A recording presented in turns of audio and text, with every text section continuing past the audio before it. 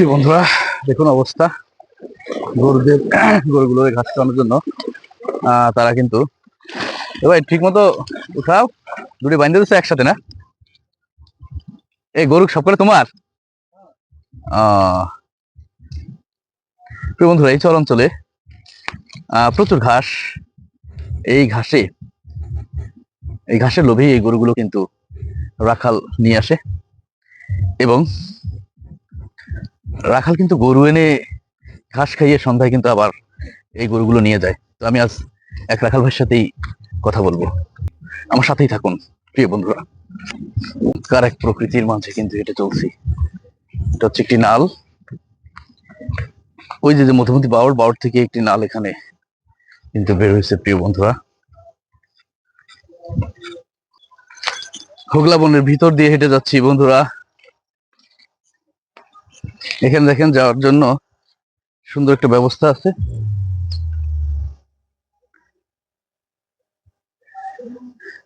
আমি কিন্তু পার হচ্ছি প্রিয় বন্ধুরা সেই চার দিয়ে। এই যে ব্রিজটা আমাদের এখানে হয়েছে, এই যে পাশে, এই ব্রিজ দিয়ে কিন্তু অলরেডি যাতায়াত শুরু হয়ে গেছে। আসসালামু আলাইকুম, কেমন আছেন? আগে তো এভাবে যাইতে পারতেন না, এখন তো সুবিধা হয়েছে। আচ্ছা ভাই, তো যাতায়াত ভালোই করতেছেন, আপনার চলাফেরা ওখানে কাজকর্ম সবই সুন্দরভাবে হচ্ছে, আর এখন বর্তমানে তো বাইক নিয়ে যেতে পারতেছেন। তো ঠিক আছে ভাই, ভালো থাকবেন, আবার কথা হবে। এই বিস্তীর্ণ চরের প্রবেশদ্বার বলা হয় এই বৃষ্টিকে। এই বিস্তীর্ণ চরাঞ্চলে বিভিন্ন কাজে মানুষ প্রতিনিয়ত যাতায়াত করে। কিছু কিছু মানুষ কৃষি কাজ করতে আসে এই অঞ্চলে। এই পাশের অঞ্চলের মানুষের জমি জাতি থাকার দরুন তারা এখানে প্রতিনিয়ত কৃষি কাজ করতে আসে। এখন ইরির মৌসুম, এখন কিন্তু তারা ইরি ধান লাগানোর জন্য জমি প্রস্তুত করার কাজে ব্যস্ত থাকবে। সেই সাথে গবাদি পশু পাখিও এই অঞ্চলে নিয়ে আসা হয় যাতে করে তারা সুন্দরভাবে ঘাস খেতে পারে। তো সেরকমই একজন মানুষ আমার বন্ধু হাসান। হাসান কিন্তু কয়েকটা ছাগল নিয়ে চর অঞ্চলে প্রবেশ করছে। হাসান, কেমন আছো বন্ধু? আল্লাহ রাখছে ভালো। তো ছাগল হলো এখানে কয়টা আছে দোস্ত? 6টা ছাগল। হাসান কিন্তু দেখেন বন্ধুরা, এই যে আমার পাশেই আছে হাসান, 6টা ছাগল নিয়ে কিন্তু সে আসছে। আগে তো তুমি এভাবে আসতে পারতে না, এখন তো ভালো হয়েছে পরিবেশ, যেহেতু এই পাশে খাবারের প্রাচুর্য আছে, তাই না হাসান? প্রচুর খাবার দাবার, যার কারণে তুমি এখানে কিন্তু নিয়ে আসছো। আবার কিন্তু এখানে দেখে অনেকে হুন্ডা নিয়ে ওই যে পারাপার হচ্ছে, হুন্ডা নিয়ে পারাপার এখানে কল্পনাও করা যেত না। এই যে ছেলে, কেমন আছেন ভাই? আগে হ্যাঁ, আল্লাহ রাখছে বলো। আপনার বাড়ি কোথায়?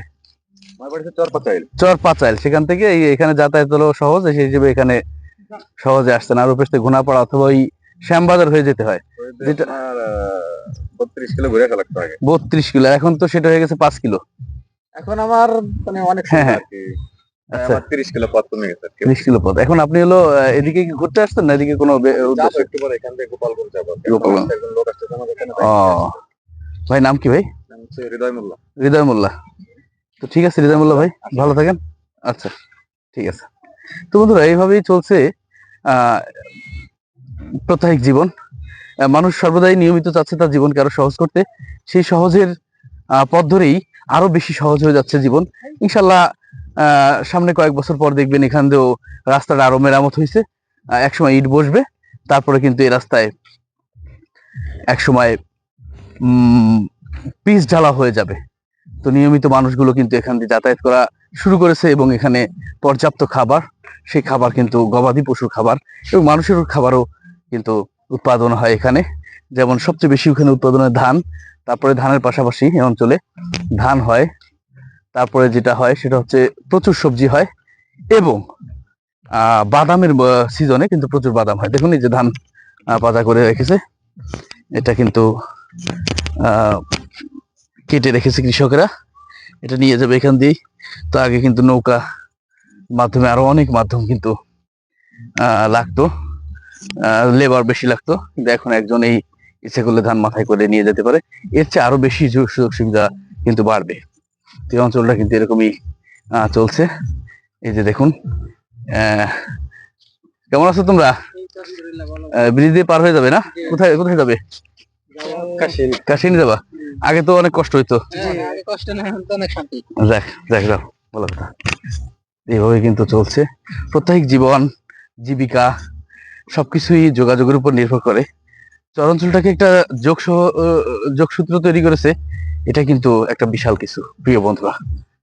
তো সেই কথা রেখে আমি জুয়েল মাহমুদ আপনাদের কাছ থেকে বিদায় নিব এবং আপনাদের সর্বাঙ্গীন মঙ্গল কামনা করি। আমার এই ভিডিওটি ভালো লাগলে আমার ভিডিওটি দেখবেন, আমার চ্যানেলটি এবং এই পেজটি সাবস্ক্রাইব করে ফলো দিয়ে আমার পাশে থাকবেন প্রিয় বন্ধুরা। সেই কামনায় আমি জুয়েল মাহমুদ আজ চর অঞ্চল থেকে, চর প্রাণপুর থেকে বিদায় নিচ্ছি। আসসালামু আলাইকুম।